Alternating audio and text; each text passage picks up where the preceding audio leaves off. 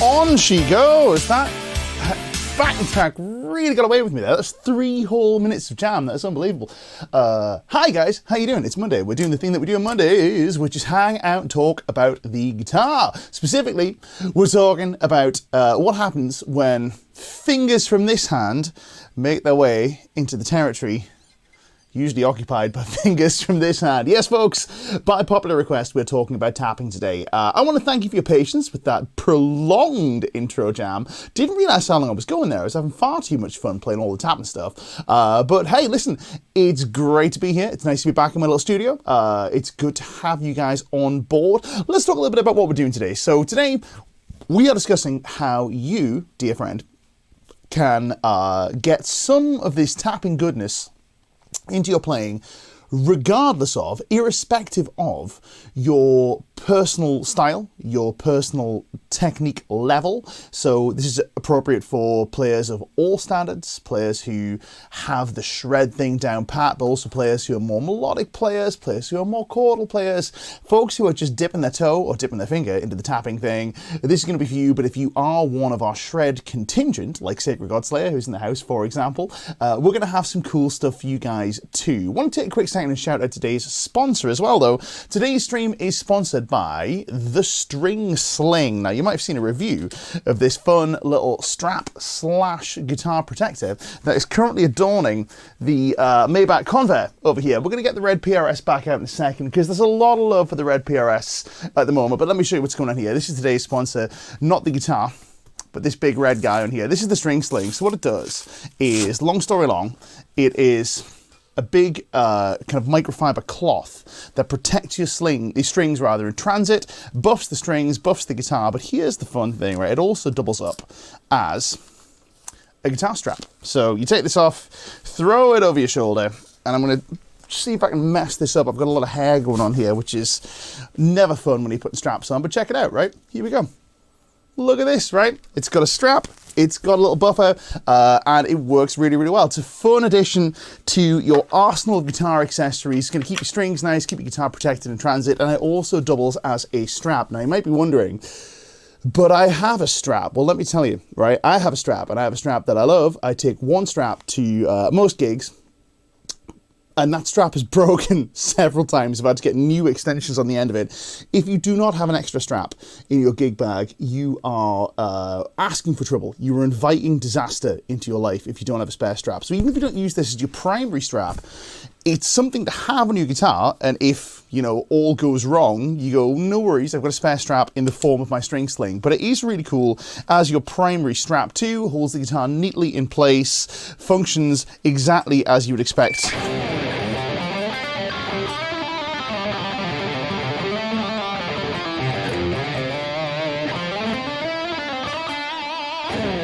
A guitar strap too.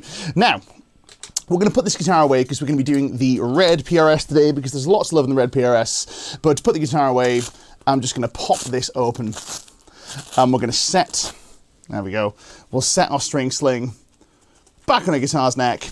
There's also a convenient little pocket. I had this out for demonstration purposes, but a convenient little pocket up here for tucking the strap extension away. So it's not going to get in the way of your guitar while it's being stored. It's also not going to bash off your guitar's headstock. That's nice and protected. We're going to pop this back over here. Let me pop my thing on mute. Bit of that. There we go. String Sling, folks. That's going to stay here for the duration of the stream. I may grab it a bit later on. So anyway, that's our String Sling. That's the sponsor for today's stream. It's a lot of fun. It's a very cool little product. Links down below to let you know where you can go get it if you want one, because you do want one. I want one. I've got one right here, and I've got a red one to match my red guitar, but I didn't think you'd see it if I put it on this guitar. Anyway, let's check in with the stream and see how everybody's getting on, and then we'll get into the meat of today's session. We're going to start with a hello from PJ. PJ is the first one in the house. Says, happy Monday, everyone. Happy Monday to you too, PJ. Response Audio is in the house, always with the good insights. Hopefully we're going to have some cool stuff from you today and for you today. Marcine is in the house. Daryl Queen is wishing everybody a happy Earth Day. Happy Earth Day to you too.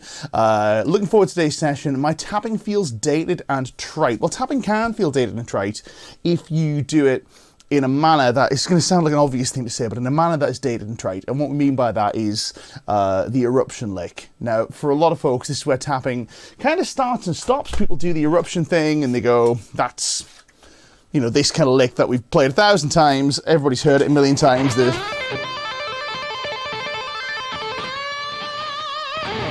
That lick is permitted under two circumstances. It's permitted when you're playing a Van Halen song, and it's permitted when you are Edward Van Halen.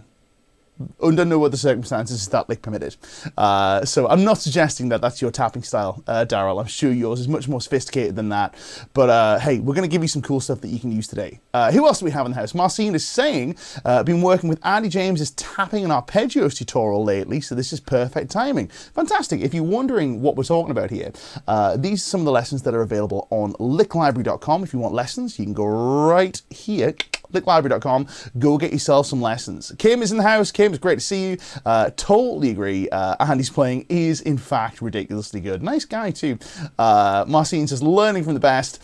And we're talking, oh yeah, we've got some discussion about the new 4K versions of all the old LickLibrary lessons. We're in the process of upscaling everything to 4K. So if you want to see the old LickLibrary lessons that you guys have learned from over the years, but in the highest human quality, obviously they've always been shot in the highest quality that was available, but you know, technology moves on. If you want to see them in 4K goodness, they're going to be available very soon. Keep your eyes on your subscription. Mark Crandall's in the house, says, hey Nick, bought a Danny Gill tapping DVD, but never seriously watched it. This should be good. I think it's going to be a lot of fun. Danny's got some really cool insights into the tapping thing. Danny was, of course, a student of Joe Satriani, who invented, pioneered, I don't know, popularized a lot of the tapping techniques that we use in modern rock guitar today. So Danny's got some really cool stuff to say about tapping, and we're going to be touching on some of that today too.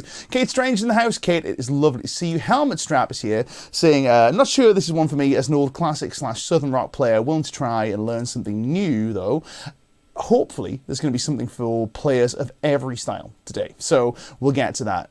Deadman Doogie Van Doogerson is in the house, saying happy Earth Day. Lovely to see you. Cowcat's here. Cranky Tom's here. Nick Harrison is here. Block 18 is here. Sacred Godslayer is here. Rock Today is in the house with a lovely Les Paul in his profile picture. John Mack is here.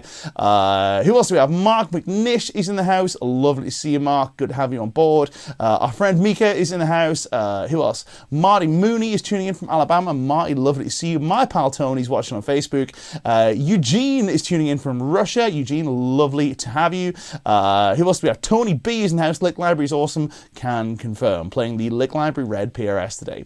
Oh, here's a good one. Entertained says, hey Nick, big fan. Oh, thanks man, I appreciate that. It's very kind of you. What do you have for suggestions for compression when tapping / legato? Well, we're going to start that up, my man, because we'll be answering our questions a little bit later on. So stay tuned. We're going to be answering that question as we go. So let's get into it. We're going to begin with a brief discussion of terms. So we all know that we're batting from the same bat? I don't know, mixed metaphors. But we're going to make sure we're reading from the same hymn sheet here. So what is tapping? What is tapping not? Well, this does actually bear exploring because a lot of folks have the wrong idea about what tapping is because of its name.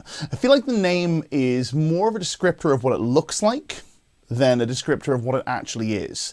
In the same way that legato technique that we refer to as hammer-ons and pull-offs is not so much a descriptor of how it sounds in modern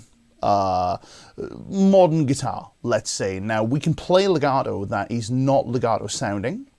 We can also pick in a way that is legato. So this is just another reason why the guitar's terms are often very confusing. It's one of those, but we're going to get into it today. So in tapping in a nutshell is what happens when we play hammer-ons and pull-offs with the hand that we normally pick with. Now, I'm going to be using the term right hand and left hand here because I'm right-handed.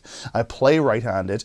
If you're a left-handed guitar player, obviously you'll reverse those in your brain, but you get the idea. So let's start with a little bit of an exercise. We're going to throw our backing track on. Our backing track is the 80s training montage backing track, which I thought was appropriate for our 80s tapping extravaganza.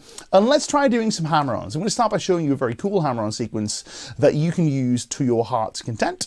We're in the key of D minor here, so we're going to be using D minor pentatonic for the most part for this next little exercise. But grab your guitars, you're going to want to play along with this. So we're going to start with the large shape in our pentatonic shape, which is this guy here, which is fret number 10 and fret number 13 on our B string. We're going to begin by doing some trills. Trills being repeated hammer-ons and pull-offs.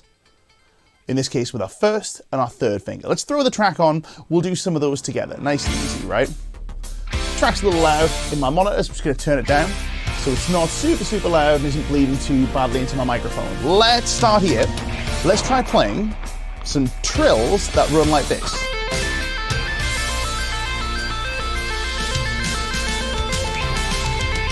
What am I doing there?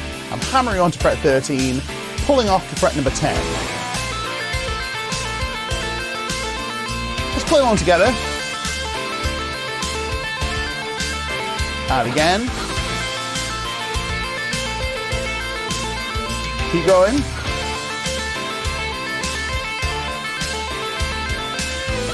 I'll go here. You can play the same thing.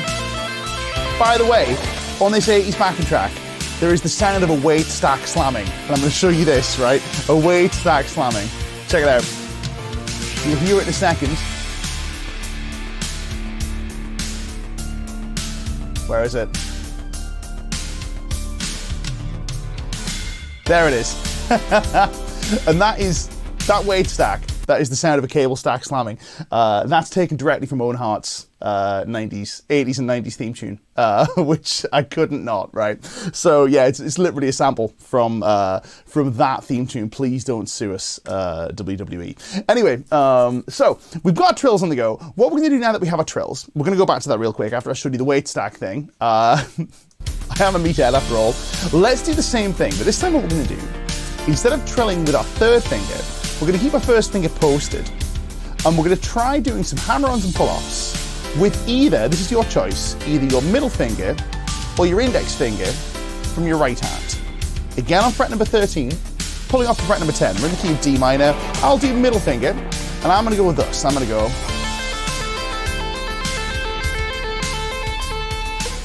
Let's try it together.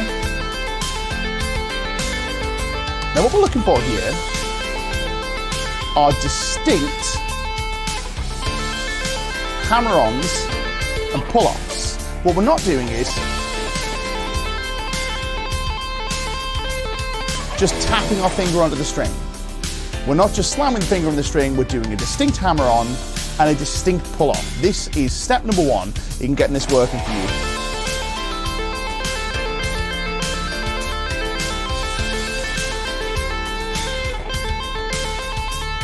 Let me know in the comments if that's working, if that's something you can do, if you can do the hammer-ons and pull-offs with your tapping finger of choice, whichever one it happens to be, we are good to go. If not, take a quick second and get that sussed. Now, the next thing we're going to do is we're going to start to incorporate some other notes from our left hand here. And I'm going to show you a really cool lick that is just a fun one to use that is appropriate for blues and classic rock settings.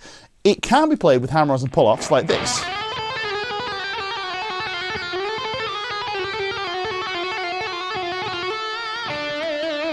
Marcin with the hashtag brush for sure, man. We'll talk about the two types of hammer and two types of pull-offs in a second. Hashtag brush off. We'll get to that in a second. So that's for anybody who's not familiar with our terminology here. We use a specific kind of terminology to describe pull-offs, and there are two kinds. There is a pluck and there is a brush. I'll explore those in a moment, but we'll do this lick together. Now this lick is a lot of fun, and what we'll do here is we're going to start with our second finger on fret number 10, where we had it previously. It wasn't first finger anymore. We're going to go to our second finger. Our first finger is going to be behind on fret number 9. And what we'll do is we'll play this. We're going to play tap, pull off, tap, pull off, and then pull off to our first finger, hammer back on.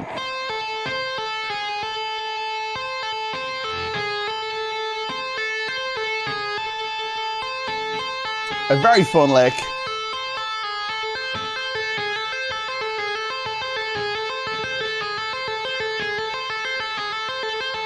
Now, if you only get that far, you've still got something cool that you can play with. We're going to start with that along with our backing track. And we're going to play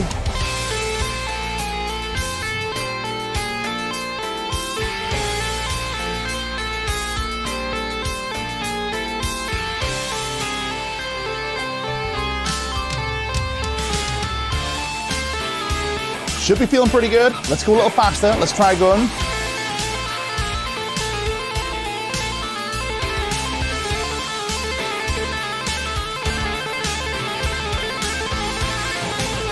However fast you can get it. However fast you can get it, that's how fast we go. Now this is a fun lick because it's a little like a harmonica in terms of the way it sounds. What we're going to do next, just to make this a bit of a laugh, is we're going to advance this down one fret at a time with both hands. If this is a little bit full on, don't worry about it. It's just a fun lick in case you guys wanted a fun lick to play with.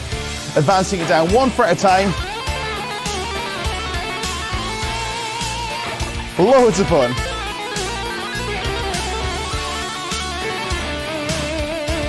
Now, there's a fun lick, but if we've lost you off so far, don't worry, we're going back. We're going back on ourselves. But it's a fun little lick in case anybody wants an instant win there. So, we've established what tapping is. We've established that it's a series of hammer-ons and pull-offs, but done with this hand instead of with this hand. Now, on to the next few questions, which is, what do we do with the Drunken Sailor? What do we do in terms of which fingers we use? What do we do in terms of which directions we hammer on and pull off? Do we pull up? Do we pull up down? Do we hammer on in this direction, in this direction, in this direction, in this direction? You tell me. Well, I'm about to. So, let's get into the meat of things. In terms of the finger you use, Response Audio says almost like a tapped blues turnaround when it descends that way. That's basically what I'm looking for here, man. It's the equivalent of this.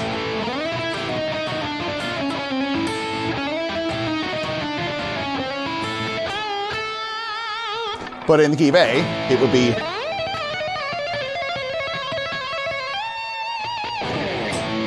loads of fun 80s hot rodded blues stuff to be had there. It's very Back to the Future in a way that really appeals to me. So yeah, definitely got that in mind. I actually use this in a solo in the Blitzkrieg set. I don't play it with tapping, I play it with just my left hand, but it's a fun tapping lick anyway. I play it with my left hand because I can pose and I can point when I'm doing it. And pointing is a very important part of heavy metal. So this song is in the key B and it has this dive whammy bar thing that was... With a whammy bar dive, none of my guitars have whammy bars. So the solo is...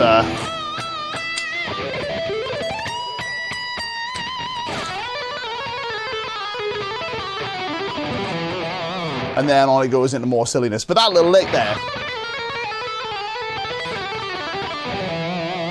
We can ignore that bit, that's coming next, that's another thing, but I use that lick all the time. It's a really fun way to get that sort of diving whammy bar effect or that blues turnaround thing. Anyway, on to the mechanics of tapping and how it works. So, let's get back into the close-up cam so we can see what's going on here. In terms of our mechanics, what we are looking for with our tapping finger is whichever finger you use is fine. Doesn't really matter which one. Successfully used, lots of folks, I'll say it again, easy for me to say. Lots of folks have successfully developed tapping styles using their index finger. Lots of folks have successfully developed tapping styles using their middle finger.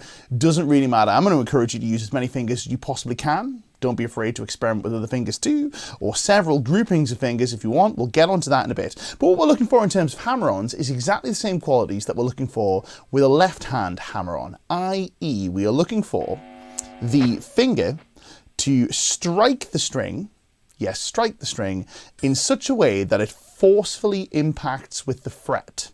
Forcefully impacts with the fret. You slam your finger on so that it's forcefully impactful on the fret. It is not the sound of your finger hitting the string that makes the sound.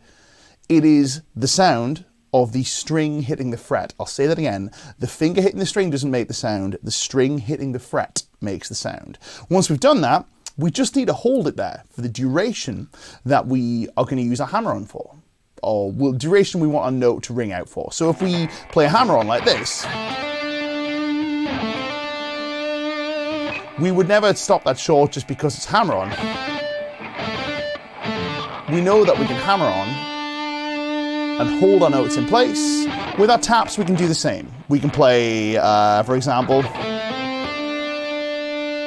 we can hold it in place for as long as we want, just like as if we were fretting another note. Dead easy.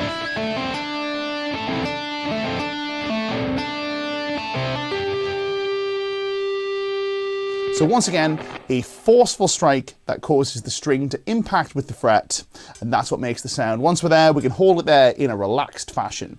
Don't press down so hard that the note goes sharp, like this. Ugh. Don't want that. Hard enough and fast enough that it strikes the fret, and no harder. Now, in terms of the pull-off, we have two ways we can do this. We can pull off upwards, we can pull off downwards. I don't think it makes a difference. I think it's a question of whatever feels more comfortable. Myself, I have licks where I'll pull off downwards, I have licks where I'll pull off upwards. It just varies. But what we're looking for here is we are looking for the pull-off to be a friction brush.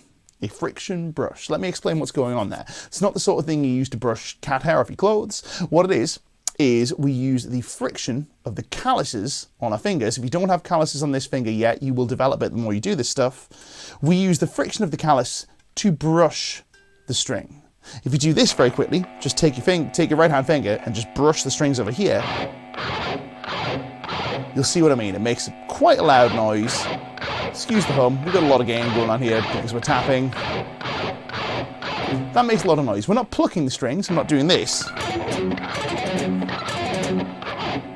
Just brushing over them. That's what this should feel like. It should feel like a friction style brush. We can grab the string and pluck it for a special effect if we want to, which sometimes we'll do with the Van Halen type thing. But that's very much more of a special effect.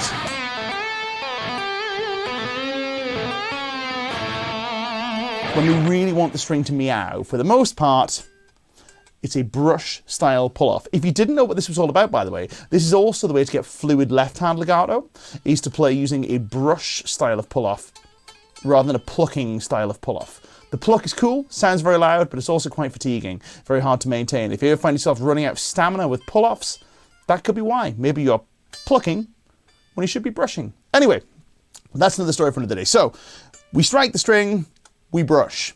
Easy, piece of cake. That is the mechanics of tapping in a nutshell, friends. Let's do some licks that we can play together. Now, our most obvious licks that we can start to play are some licks that are derived from our pentatonic scale. I'm going to show you some of these today. These are some fun licks that you can get your teeth into when it comes to the tapping thing. And the way we're going to get this is we are going to play two pentatonic scales all at once. We're going to start by playing D minor pentatonic using just our left hand. Let's go like this.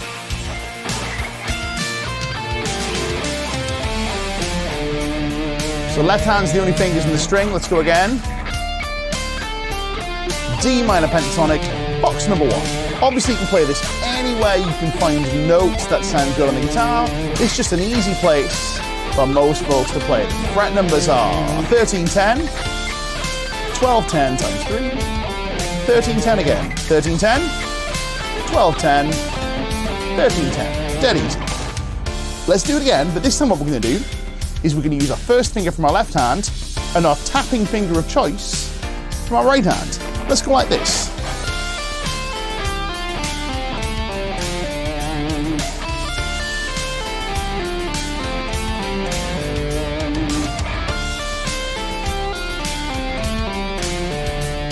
Hopefully that makes sense. Piece of cake, right? Now at this point you might be going, why on earth would I ever do that if I can do this?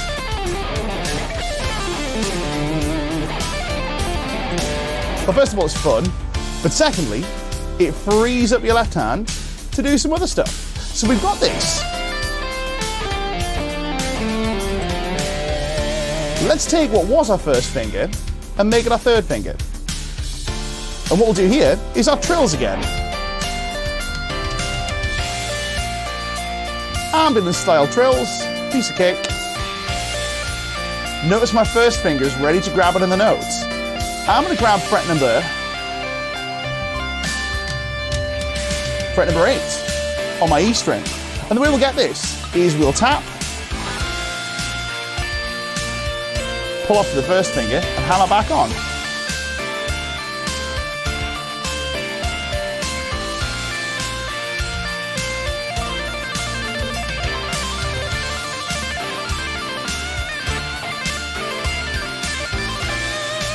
Loads of fun. You can play this with any phrasing, any rhythm that you want, anything you normally play with your left hand, you can play with your tapping type stuff. It can sound thoroughly bluesy in a way that you might not expect. So that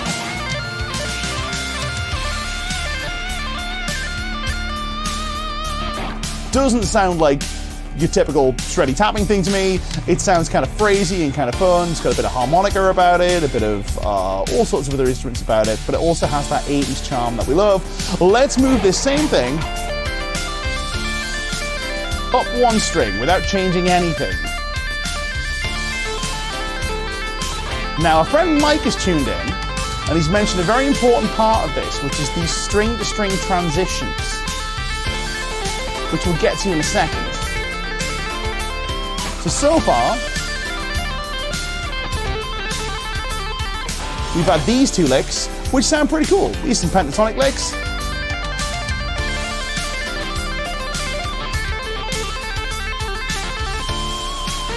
What about if we were to go to our next part of the pentatonic scale, where there's 12, there's 10, here, we're going to go to fret number 7. Why 7? It's part of the next pentatonic box. So let's do 12, 10, 7. Oh, we're laughing. Dead easy. Same thing up one string. 12, 10, 7. So far we've got this.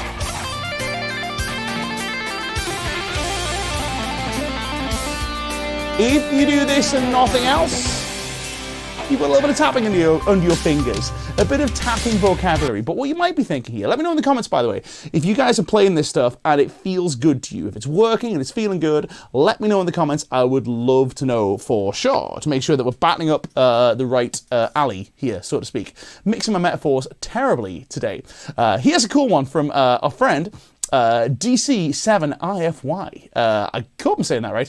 It says, finally a good explanation. So you're staying within the pentatonic scale like box 5 and box 1 first finger tapping. For sure, that's exactly what we're doing here. So we're taking two pentatonic boxes and overlaying them across each other. So you might think about the first finger notes on box 1, which are the third finger notes or higher notes on box number 5, as being like where two jigsaw pieces join in the puzzle. So we've got jigsaw puzzle, where the two pieces join, the two puzzle pieces join, and that's where it is. So we're playing these two. This is just one way of looking at this, by the way. But for this particular pentatonic thing, that's basically what we're doing. And you can do this with any pair of pentatonic boxes that you like. You don't have to be next to each other either. Just throwing that out there. So we could play, if we've done box 1 and box 5,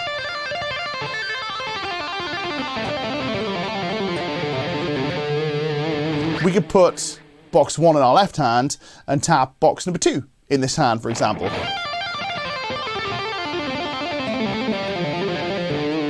Or we could go all the way up to box 3 and tap the highest notes from box 3.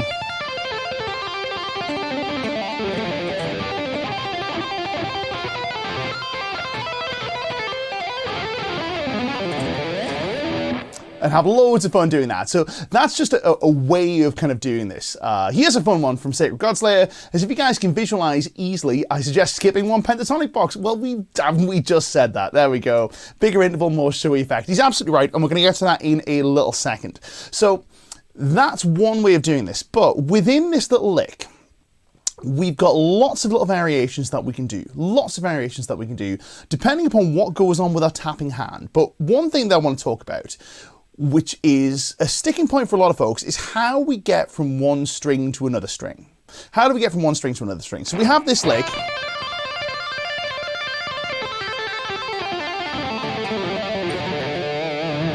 How do we get from this string to this string in a graceful fashion? Well, what we do, as our friend Mike rightly pointed out, is we reach for a technique called the hammer-on from nowhere, which I would say, just personally, I think I know what we all mean when we say this, but to me that's a term that is like, it's an interesting one actually. It's like string skipping. This is one of Nick Harrison's observations that just struck me, and I went, huh, oh yeah, it's a good point.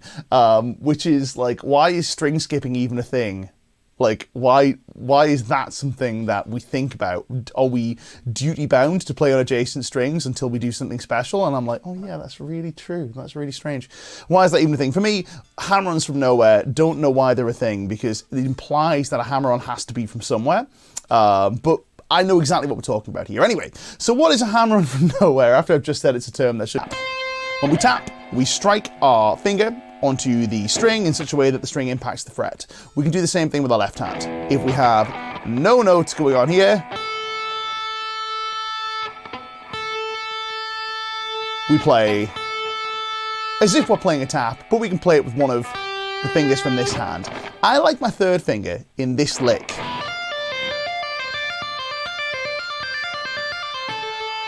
As a transition finger.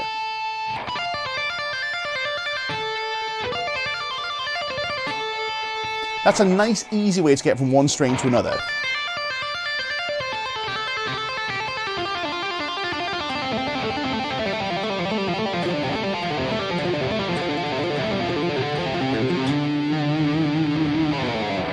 And on it goes. Here, that's a nice transition finger. I'm going to highlight this very quickly, by the way. This is one from Nick Harrison saying a really cool Ron-Thal effect is to play a standard pentatonic box in the left hand and then tap out what will be passing tones an octave higher. For sure, totally agree. Now, a fun way to do this, this is a way to get from Nuno Betancourt to Ron-Thal to Sean Lane in 2 frets. What you get, if you play just the standard pentatonic box with this hand, if you play the same pentatonic box, or the same type of box that you'd be playing with this hand, let's say we're playing D.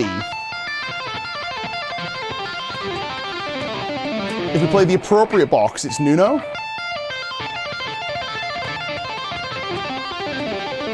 If you play 1 fret higher than it should be, it's Buckethead or Bumblefoot. If you play 2 frets higher than it should be, it's Sean Lane. So Nuno, Buckethead, Bumblefoot, Sean Lane. There you go. A very Red Beach as well, for sure. Another great tapper. There's much talk of Steve Lynch here as well, the other 80s Lynch. Great guitar player, wonderful stuff. We'll get into that. So anyway, our transition fingers. We use hammer-ons from nowhere to transition. Here's how we're going to practice it. We're going to throw our backing track on. What we're going to do is we're going to play our first lick here. Our objective is to play fret number 10 rather, with our third finger on the B string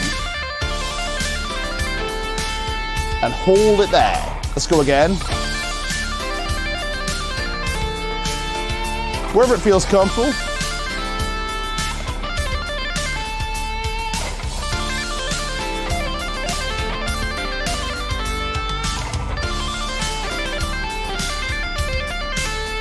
Once we have that, we can then take our tapping to wherever we want it to go.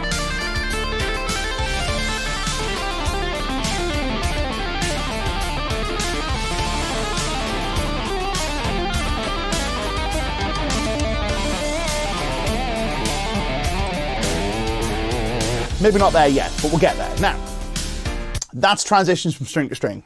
We use hammer-ons from nowhere to get from string to string, or we can just tap to get from string to string. That's easy too, nice piece of cake, right? So let's move on to some things that we can do with the tapping sequence that we already have. So we have a tapping sequence.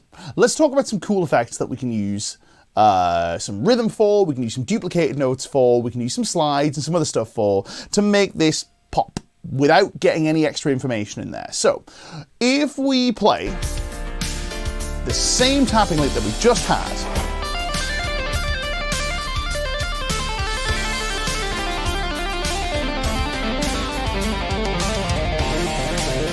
don't know how it ends up there. That's fine, but we can spice this up by including not 1 tap, but 2 taps before we do our hammer-ons and pull-ups. Like this. Oh, my main camera is misbehaving. It did this the other week. I'm going to switch the main cam off. We don't need it right now. We'll just give it a second to rest. Let's just leave that be.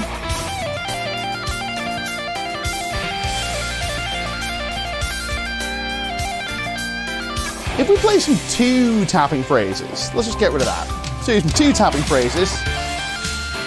What we can do is we can play tap, pull off, and then our hammer and pull off sequence with our left hand. So we can get this.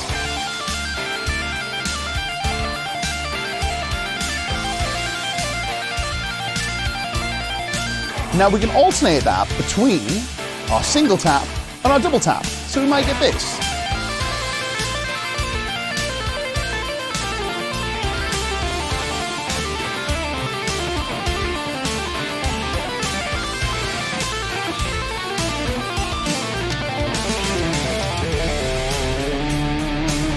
Now that already spices things up. That already makes things a lot more interesting. But what if we were to play with the idea of introducing rhythms that aren't always the same? It's not always the same rhythm. So what I mean by that is, instead of playing this all the time, what if we just randomly stop on some of the notes?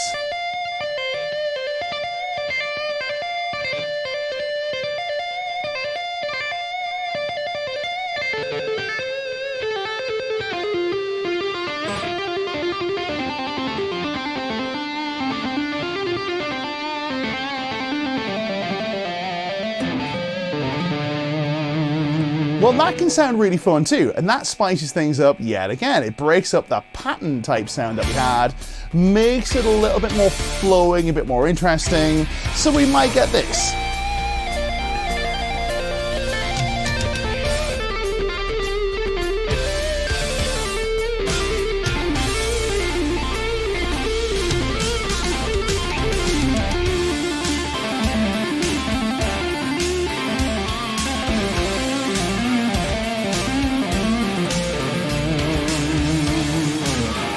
Already that's more interesting. Now, what do we do on those pauses becomes the question. What do we do in the pauses? Well, if we're pausing on a left-hand fretted note, we give it some vibrato because it sounds nice. So we could play this.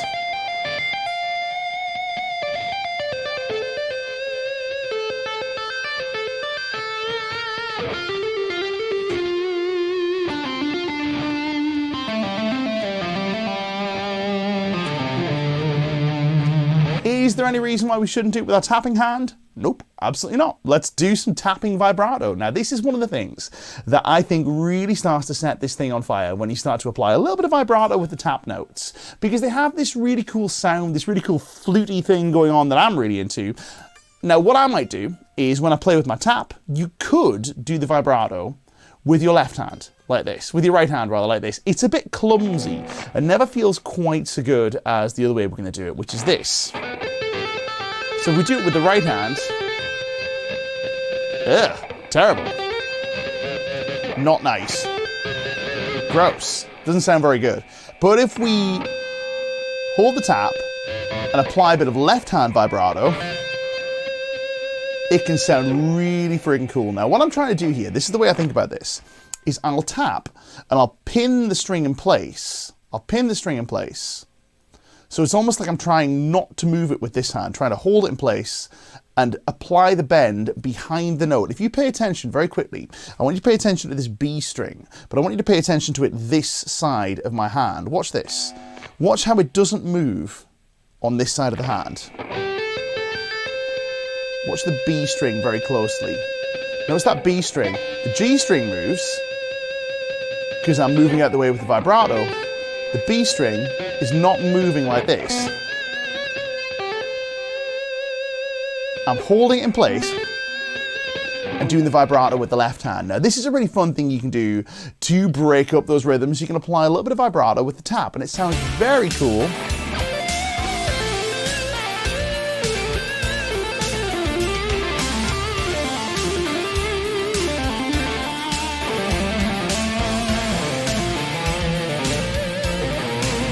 Now let's put that in with our other ideas. Oops.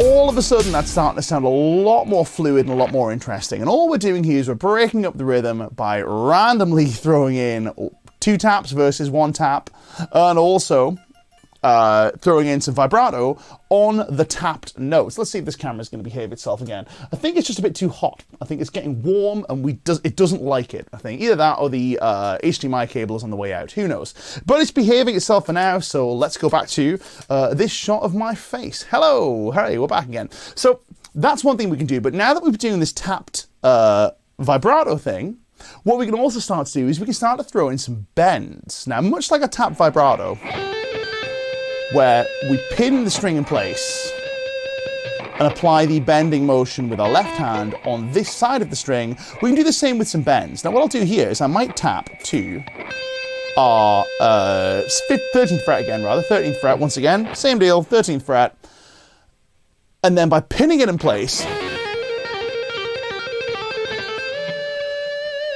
I can bend that note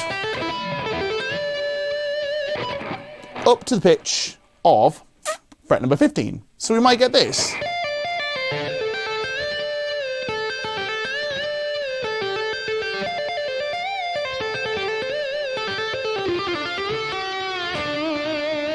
Now, what you do with this is limited only by your creativity, right? You can do all manner of stuff with this. You can tap and you can bend. You can tap and rebend and do the Gilmore thing.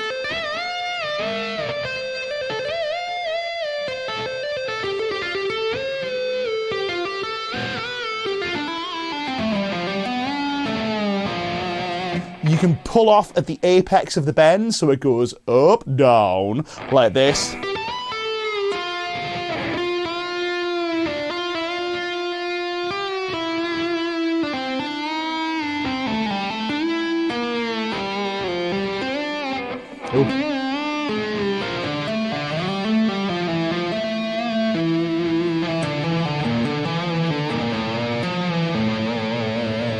It's really only limited by how creative you want to get with this. There are no limits on what you can do here. If it sounds good, it is good. Sacred Godslayer with a shout out for Vito Bratta, who did loads of this stuff in his pomp, and I assume still does.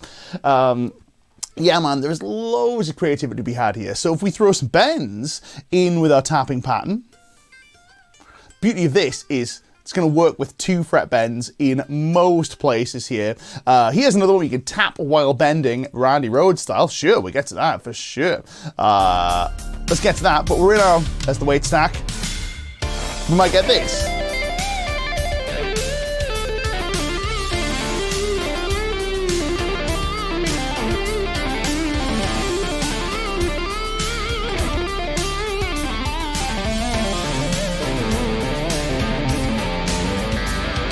Loads of fun to be had there. Loads and loads of fun. Again, just limited by your creativity here. Bending, vibrato, all allowed. Now let's get into some slightly more obtuse stuff, because everything we've done thus far has been on these 2 pentatonic positions, but there are other pentatonic positions next to it too. We have this box 1, sorry, this box 5,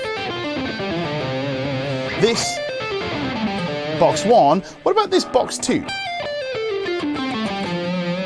Can we play some stuff from there? Well, yeah, sure we can. So what's box 2 going to look like? It's going to look like, we'll do it by tapping finger, just for argument's sake. We'll get 15, 13, 15, 13, 14, 12, 15, 12, 15, 12, 15, 13. Dead easy. Now, what do we do with this? Well, the most obvious thing to do is to alternate whether we're tapping this note at the top of box 1 or this note at the top of box 2.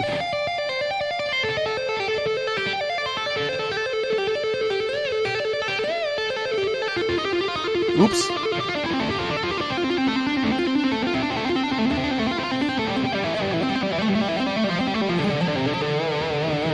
And there, all of a sudden, just by playing between these 2 boxes, now this sounds way less predictable. For reference, we had this before,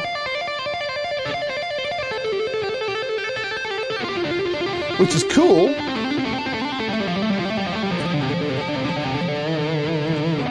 but now we have this. Let me get it right. Behave yourself. Once again, I'm lost in Bumblefoot land.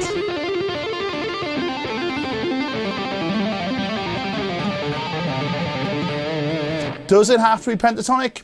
Nope, absolutely not. Chris Davis with a very kind comment saying, this stuff is pure gold. Thanks, Nick. I appreciate that, man. Very kind of you. Smooth transition from string to string is the issue. Well, let's get onto that very quickly. We talked about this before, but if you want to get a smooth transition from string to string, hammer-ons from nowhere are your friend. Also, using the underside of your tapping hand, specifically this bit of the palm, to mute the strings that we're not playing. So, for example, if we go to these cameras, let me show you what it looks like. If you take a look at this, if I'm tapping on the B string, take a look at where my palm is. Here's the B string. Where's the B string? I shall move it so you can see it. There we go. I'm resting all the way up to the G string with my palm. So it might look like this, for example.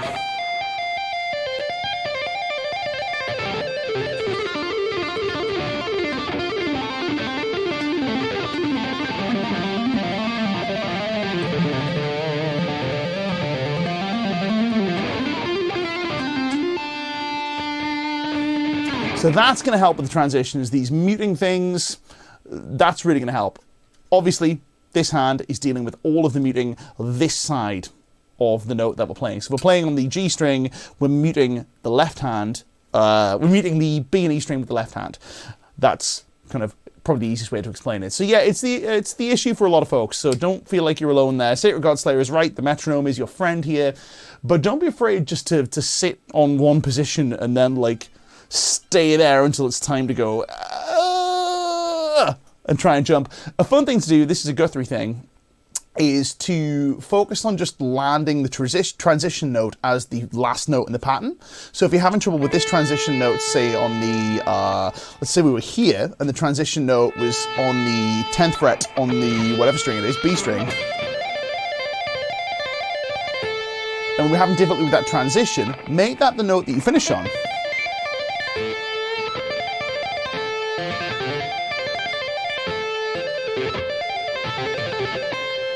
So there, for example, when I was doing these big licks before, the difficult part was getting the first finger over in time.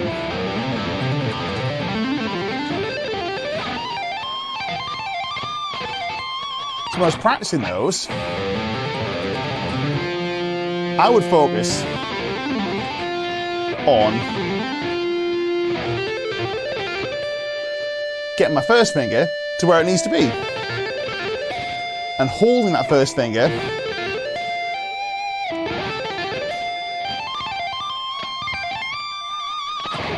in situ. Now this leads me to the next thing, which is we talked about the idea of jumping between notes with our tapping finger. We can jump between notes, but there are other things we can do to go between notes. Let's say if we took the high E string as our example, and the notes we decided we want to jump between were 10 and 8 on the left hand, and then we wanted to play 13 and 15 on the right hand. Well, we could move our tapping finger.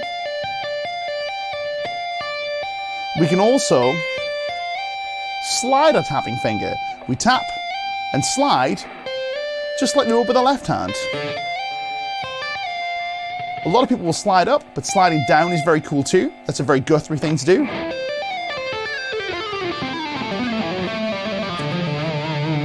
Loads of fun.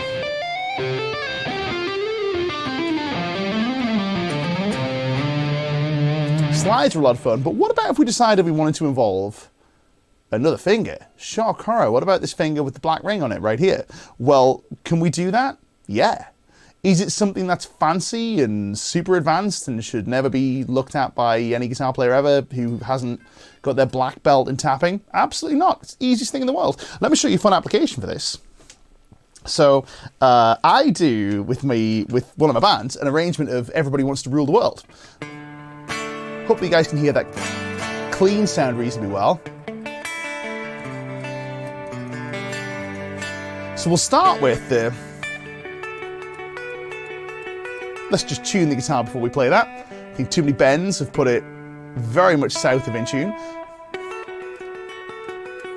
See if I remember this. It's been a few months since we've gigged. Ba-dum-ba. Now where is the line? Oh yeah.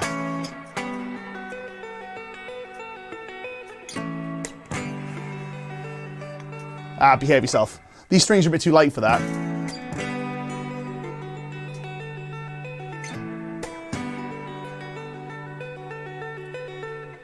That's my way of playing that lick. Loads of fun. Now, what we're doing here is I'm using two fingers, this finger, to access different notes. Let me show you how that's going to work in the context of our lovely big gain sound in the key of D minor.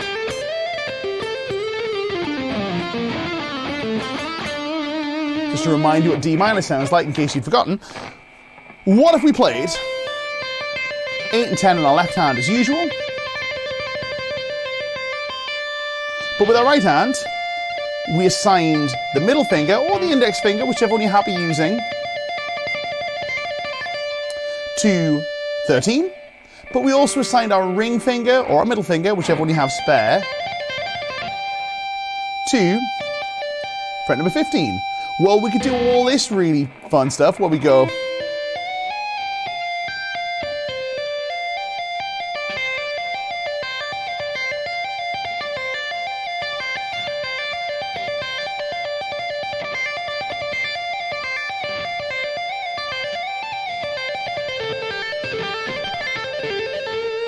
How have I put this so badly out of tune? Let's just retune the guy.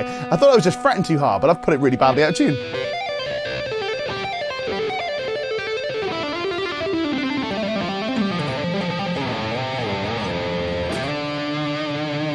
And there we have tons of fun to be had.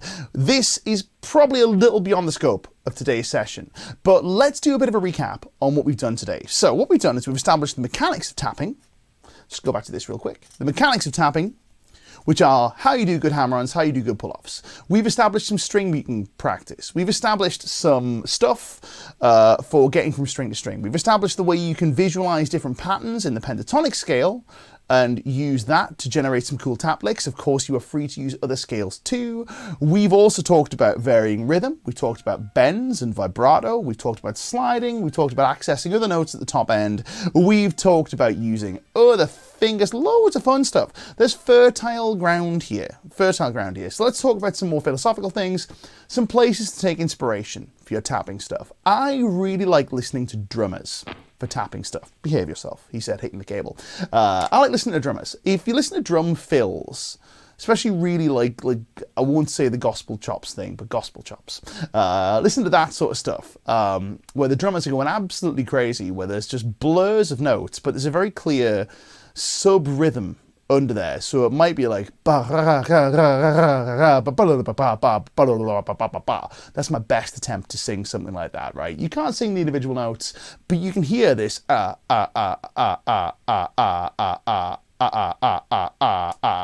me, I like the idea of using the tap as a rhythmic idea that we can use to intersperse with just some blurs of notes. Doesn't really matter what's going on in terms of the left hand blurs of notes, as long as the tap is playing something rhythmically interesting or rhythmically cogent, or even just something that you can, wrap your head around, we're good. So what might that look like? Well, it might look like this. If I open up some scalar ideas, I might get something like this.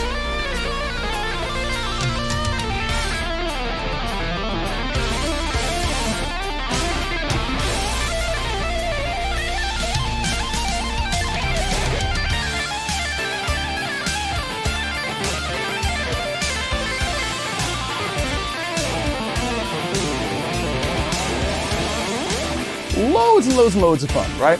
That is just me thinking about a rhythm with the right hand and letting the left hand fill in some notes. Now, obviously, that took a bit of practice to get to there, but that's not a series of licks. It's maybe a series of little musical phonemes that I've put together, but it's not a lick. I couldn't tap it out for you. I just made it up. Because the more I've spent doing this, the more I'm able to just do that stuff. So that's an interesting philosophical point. We've got some questions coming in, and we're going to be answering the questions. But before we do, I want to take a quick second to remind you about today's sponsors, in case you missed it. Today's lesson has been brought to you by the String Sling, which is a string protector and also strap. You saw me play that in the intro. If you missed that, go back and watch the intro after this stream is done, right? I'm going to show you how that works. Essentially what this is it's a device for protecting your guitar strings, but it also doubles as a guitar strap. It's very cool bit of kit. Links down below. Also, this lesson was brought to you by Guitar Interactive Magazine. You can go here, Guitar Interactive Magazine, to go and get loads of reviews and interviews and gear news, all the guitar related stuff that isn't lesson oriented. For your lessons, go to LickLibrary.com and specifically go check this one out. This is Sam Bell's Contemporary Tapping Arpeggios. Now what this is a lesson by War Sam on all things tapping related. It goes from pretty bare bones stuff like we've done today, but it's a really good place to go after this stream, if you want to use this stream as a leaping off point and get into some more advanced stuff, go check that out. There's a link in the description. That is Sam Bell's Contemporary Tapping Arpeggios. That's available as part of your LickLibrary membership. Go get it. It's loads of fun. Sam's great at this stuff. But we are going to move on and we're going to answer some of your questions. Hey, mistimed the click because I was trying to do everything with one hand and realized you can't click your fingers and click a mouse at the same time. Never mind. Who knows? So, some questions. Here we go. So, Chris Davies is asking the question. How low should the action be? Well, that sort of depends. Depends on preference. For me, I like my action fairly low, but I like my action fairly low on all of my guitars. I'm more of a big strings, low action kind of guy. So my little holy trinity of things I like in a guitar are reasonably heavy strings, so I can keep them in tune. And by reasonably heavy, I don't mean like super heavy. I mean like 10s, 11s. We're not talking like 13s or something like that. So generally speaking, 10s and up, depending on the guitar's scale length, with a low action and a high, tall fret. I like a tall fret so I can get underneath it and bend, but I like the action low and the string fairly tight. So reasonably high string tension, low action, and a tall fret height. That makes me a happy Nick. But really, you can tap on any setup with any action. It doesn't really make a difference, I don't think. As long as you can get a convincing strike onto the string, you're good. If you feel like when you're trying to strike the string, you end up with this elastic band type effect where you're having to press through the string like this, and it's just like pressing through treacle, you're not going to get that quick strike of the string on the fret that makes a tap work. Same with a hammer-on, to be honest. Unless you can get that strike through, you're good. You're probably in trouble. So if you can get the strike through and you can move quickly onto the string,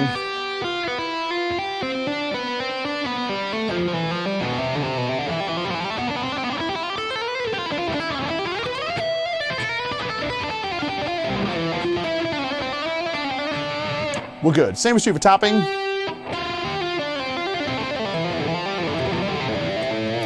Can you do this?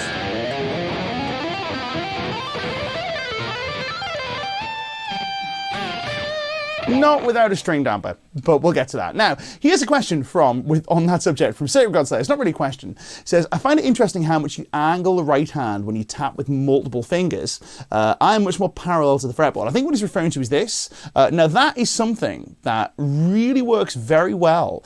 This parallel to the fingers thing works really well if you tap with multiple fingers and you have some device for dampening the strings. But for me, I find this slightly more parallel approach. It just works a little better in the heat of battle.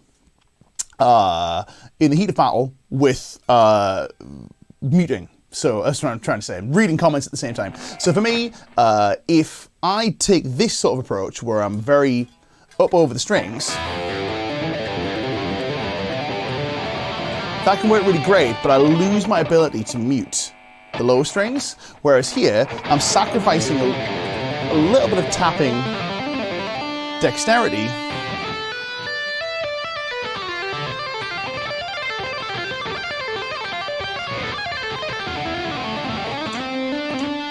for a slightly more efficient muting technique. So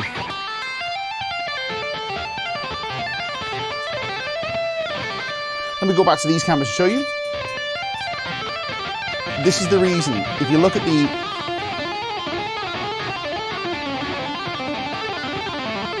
I can't speak and play at the same time. If you look at the right hand palm with this parallel technique,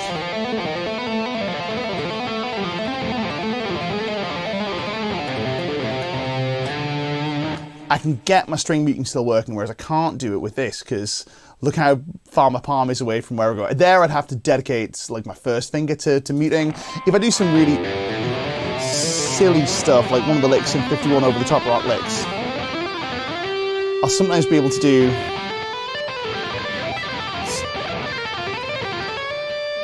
not super clean, but you get the idea, or super reliable. That means this hand has to work harder to do the muting. So it's just one of those things. It's a very much a your mileage may vary thing. Really cool question, a really cool comment. Now, here's another one from SK Script. How can I make a long sequence of tapping all over the neck, just like you did while you were talking about drum fills? Well, here's what you do. The long sequence is made up of a series of short sequences, and the more short sequences you have in your vocabulary, the better. So what I'm doing here is I'm taking little parts of the fretboard that I know that I can tap with. For example, we're in D minor. I know that this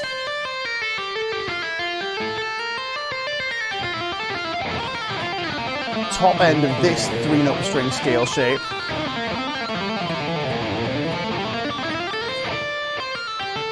with these notes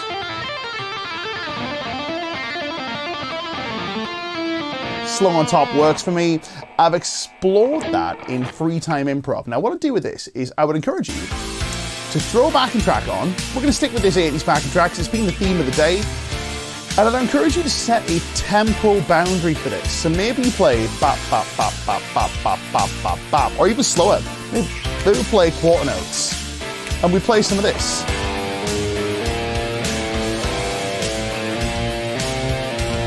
What we're looking for here is just ways to get around the neck. Oops.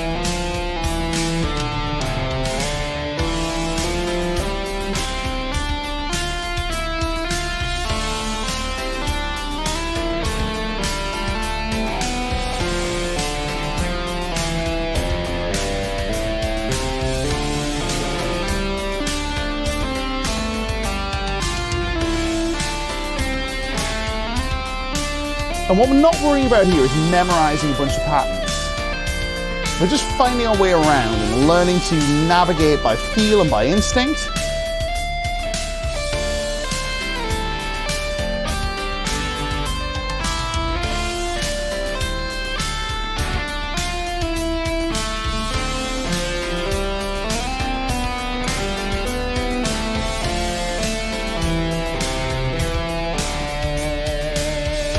Through that process, with enough time dedicated to it, and I don't mean years, I mean weeks, months, you will very quickly develop a little, I guess, a little collection of things that feel comfortable and are easy to string together in the way that we mentioned when we talked about the drum fill thing. So here's another one from Cowcat saying, question, how the high registers and low strings are treated by the greatest. I feel it's very ugly sound besides intonation. Yeah, you know what it is? As far as the high notes on the low strings, this is one of the arguments for why you should learn different stuff in different positions, because like this note here, if we take, say for example, this D note, if I play a D note here, it sounds pretty cool. If I play this, that's a good sounding D note. If I play it here,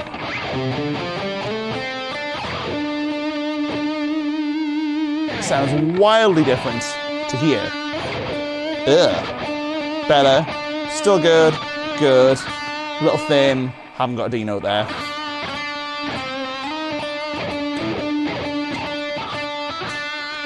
Something I heard Eric Johnson was like raked over the coals for by a Guitar Magazine. Not us.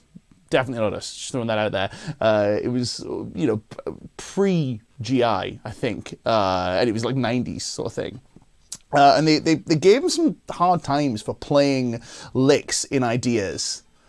Playing licks in places that weren't obvious. So he would play, you know, certain things in certain places and move his fretting hand around in ways that weren't necessarily the easiest to reach. The reason for this is because they all sound different. And that's what he said. He's like, well, it sounds different in different positions. And they went, what a silly and pretentious thing to say. And I'm going, no, he's absolutely right. It sounds different in different positions. So in terms of this, generally speaking, the high registers and the low strings, we kind of avoid them. Personally, I just don't really play them, if that makes so. Anything, for me, there's a little invisible diagonal line that starts about 15th fret on the low E string and works its way diagonally across to the highest fret on the high E string. See that little diagonal line? And it's almost like this part of the fretboard is a no-go zone. This little line here, I'll divide it with my thumb so you can see. That is almost like a do not play, like here be dragons. It's not that I can't play there, but it's that there are much more convenient and much better sounding places to get these notes. These notes up here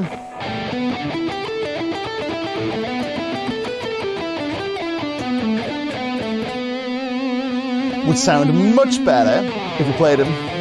What were we playing there?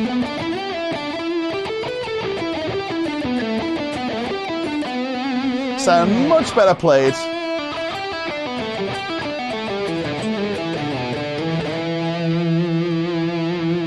right here or anywhere else.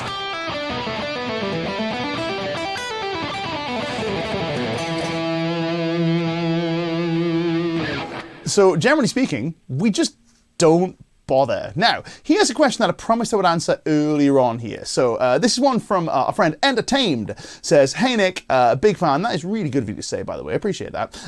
Says, question, do you have any suggestions for compression when tapping? Sure. So personally, I like a reasonable amount of gain is always helpful. The right pickup really helps. These pickups are great for this sort of stuff.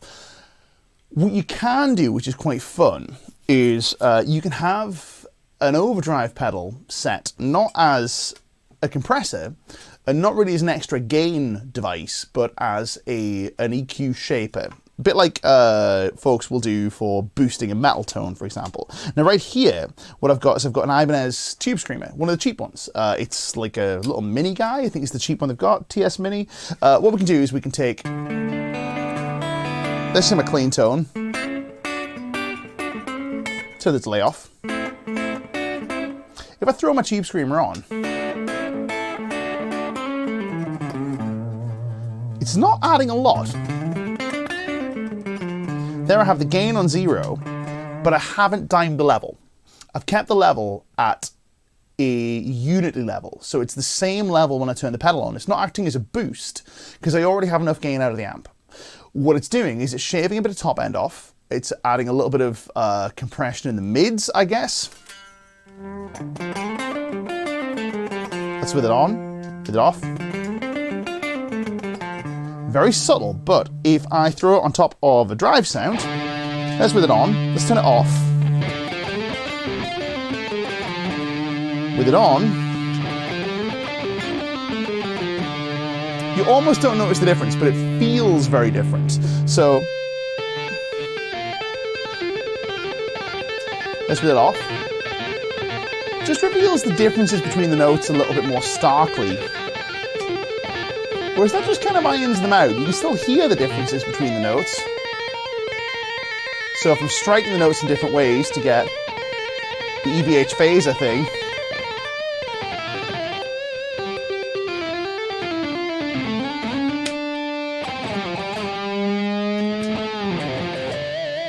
just makes everything a little more even. So a little bit of overdrive, not adding any gain per se, but just friendlying up the front end can really help with that stuff. Also a fun thing we can do, this is something that I've done here, is I've got a model of an 1176 compressor.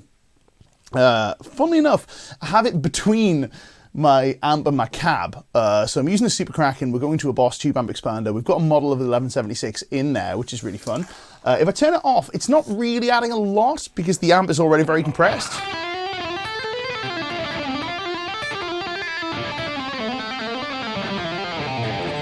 That's with it off. Turn it on.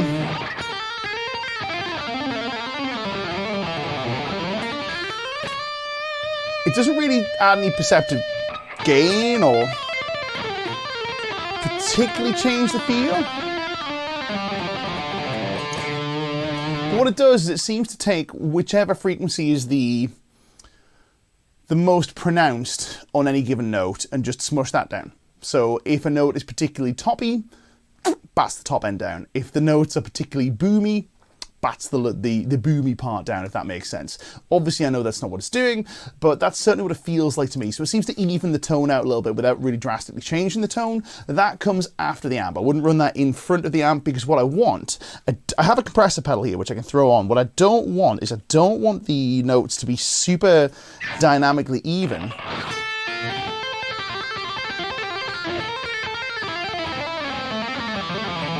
That's the compressor in front of the amp. That to me is evening out the notes too much on the way in, so they lose a lot of the character.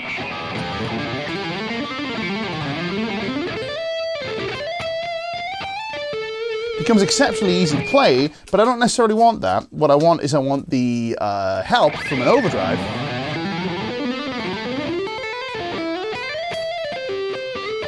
It's a little bit more work.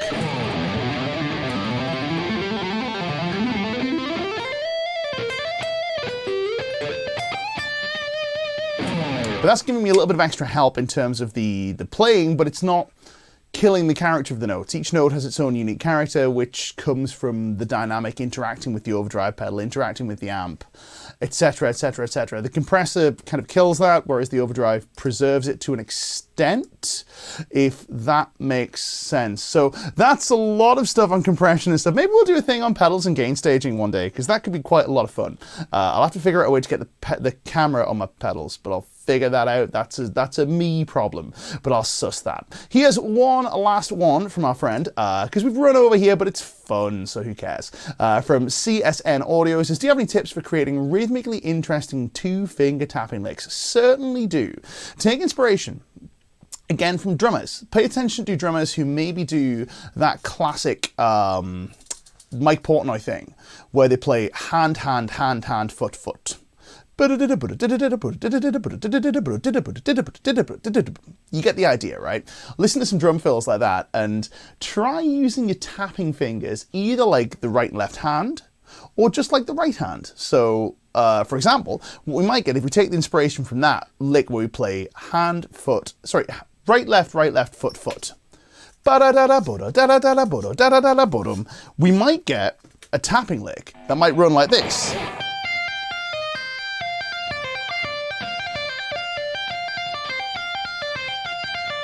Quite hard to do, but it's loads of fun.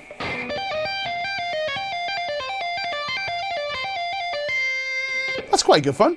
What I might do is I might do the same thing.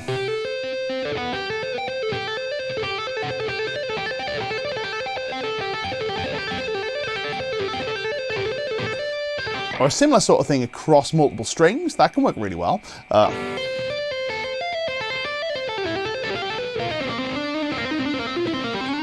Ooh, there we go, loads of fun.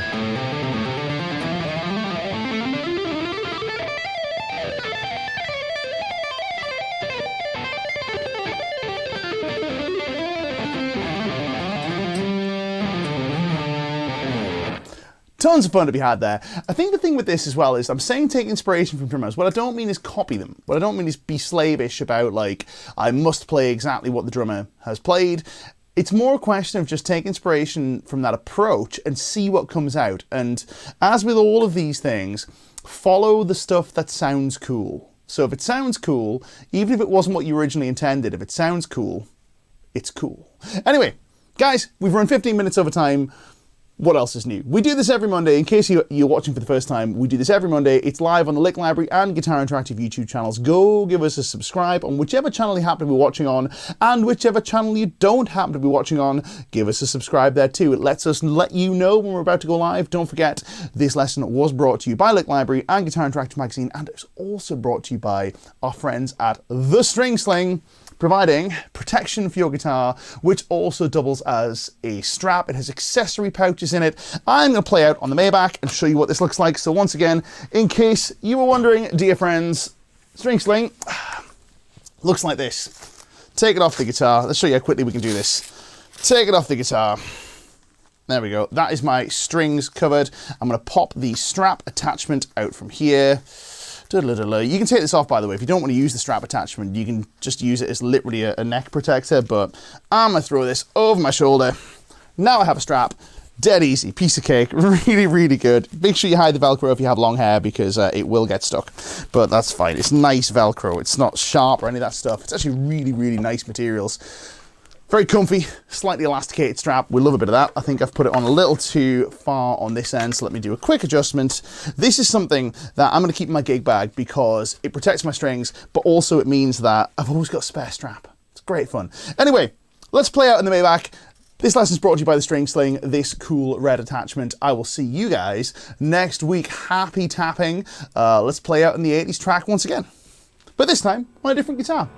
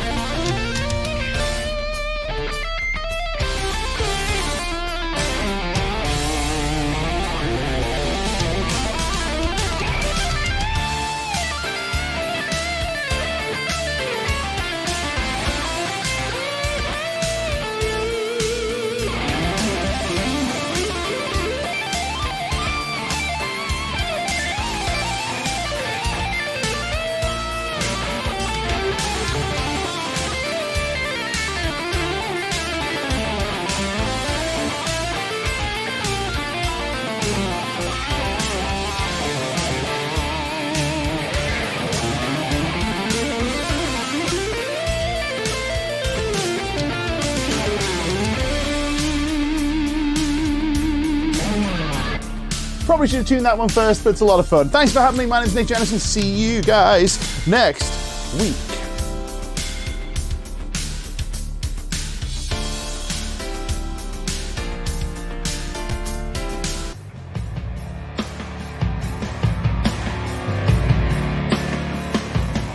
Hi, my name's Nick Jennison, and it's my pleasure to announce that GI Plus, the exclusive lesson platform from Guitar Interactive Magazine, is moving to LickLibrary.com. GI Plus features a whole host of the best players and educators in the world, bringing you exclusive lessons on everything from metal to blues to fusion and everything in between. Want to level up your shred chops? Check out How to Play Fast by Andy James. Or how about sweep picking with Rick Graham? Or maybe country's more your bag? Well, how about a full-length country guitar course from Andy Wood? Interested in learning how to play over changes? Well, members get access to hours of exclusive lessons from fusion maestro Tom Quayle.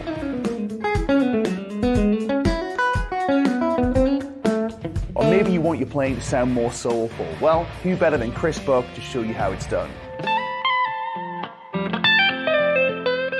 Members also get access to every lesson ever published in Guitar Interactive Magazine, including Michael Caswell's legendary Pro Concepts column.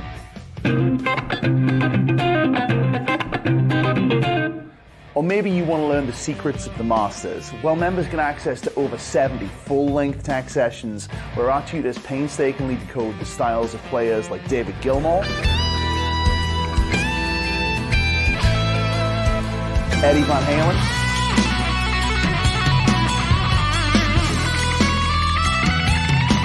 John Petrucci, Larry Carlton, Slash, Tosin Abasi, Paul Gilbert, and many more.